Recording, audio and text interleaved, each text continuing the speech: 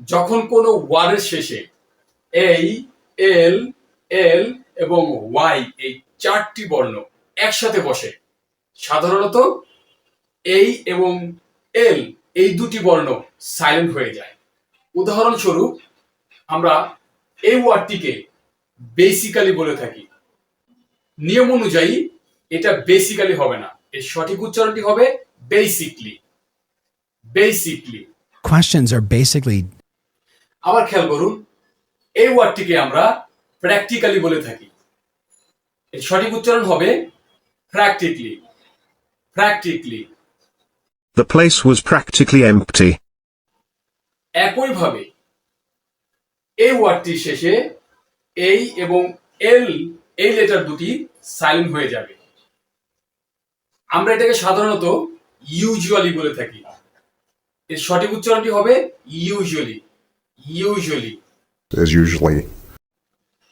এই ওয়ার্ডটিকে আমরা টিপিক্যালি না বলে টিপিকলি টিপিকলি বলতে পারি।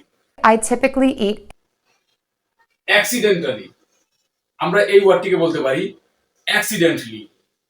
Accidentally something that happened accidentally. It was তাহলে এই ওয়ার্ডটি কি ভার্চুয়ালি হবে?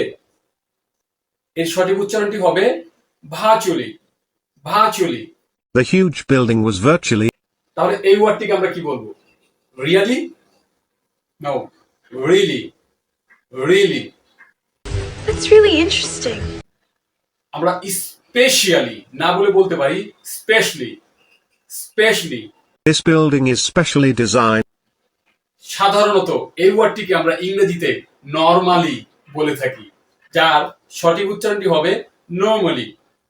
নরমালি Normally, it takes ঠিক একইভাবে এই ওয়ার্ডটির শেষেও এই এল এল ওয়াই রয়েছে। এই ওয়ার্ডটিকে আমরা অ্যাকচুয়ালি এইভাবে না বলে এই এবং এল লেটার দুটি সাইলেন্ট করে উচ্চারণ করতে পারি actually. Actually So we can actually create. So dear students, if you like to know more like this, so stick with me.